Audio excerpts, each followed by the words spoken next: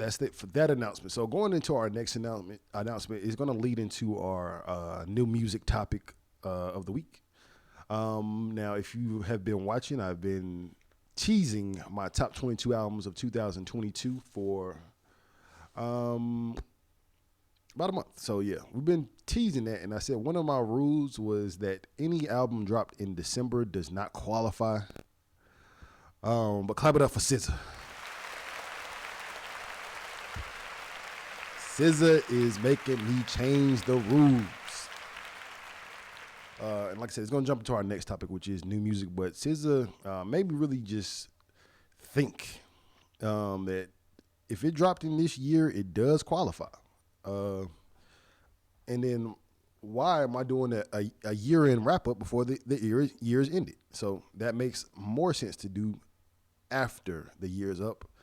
It also gives me some time to really digest SZA's album because, like I said, I could do it my way where she'll be considered for next year, but that doesn't really, it's not truthful. She literally dropped one of the best albums I've heard in about the last 5 years. So SZA single-handedly made me change my rules. Clap it up for that.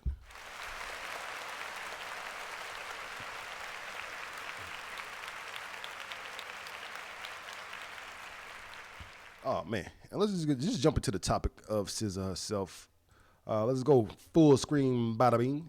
And again, this is your boy Rolex. Do as you please, but again, do it for me. Like, comment, and subscribe. Let me clear all this bullshit off my browser because I got some shit up on my browser that don't need to be seen. All right, let's go. Full screen, bada bing.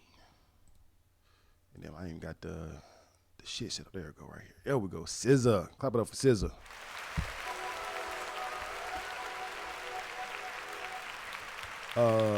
SZA is restoring the feeling. She's restoring the feeling in a big way. Her last album, Control, dropped at a very good time in my life. I feel like I was a little bit more freedom. I'm still living with my parents, you know what I mean? A little bit more freedom, just a little bit more time to really live with the album and digest it. Didn't have the many troubles of adulting. But for SZA to come out the way she did with her new album, SOS, man, I can't do nothing but applaud that. Because with artists, sometimes they'll drop an album that's really good, but it's like really short. Or it's a really long album, but it's not that good. SZA was able to put out 20 plus songs, an hour's worth of project, and it's all good. Clap it up for that.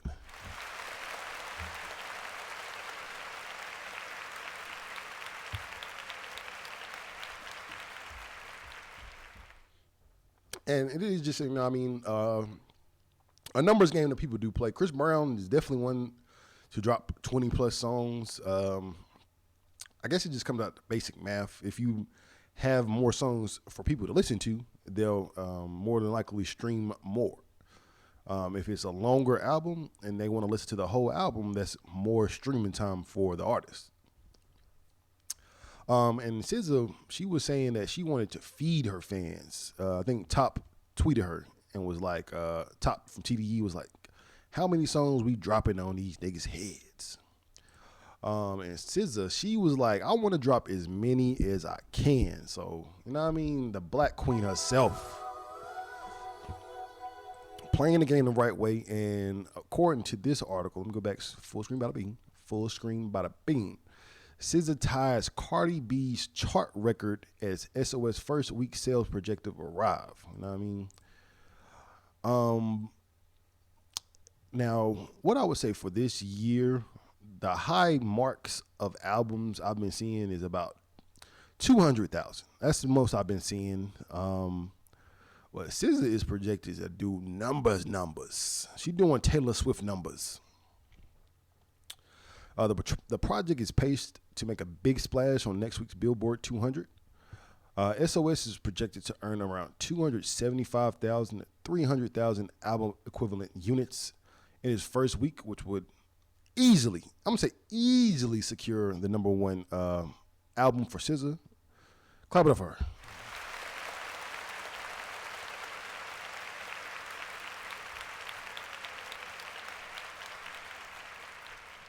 And it says that SZA, her SOS now ties Cardi B's Invasion of Privacy as the female album with the most top 10 hits in music, U.S.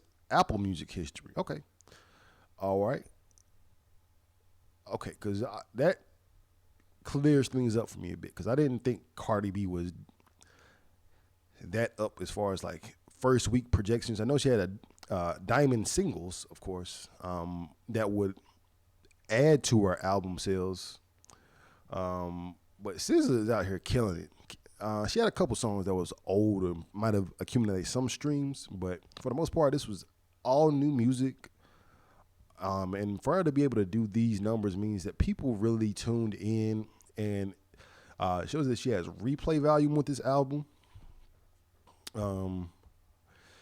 A lot of people I've been seeing they believe this is a toxic album, but I would say quite the opposite. It's a very vulnerable, bold, and honest album.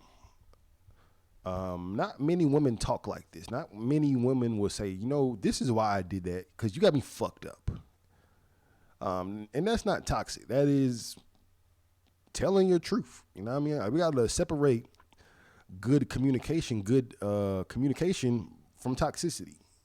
This could be considered as toxic, some of the stuff she's talking about, but she's laying it all out on wax. You know what I mean? If she contradicts herself, that's when it becomes toxic. But clap it up for SZA. New music.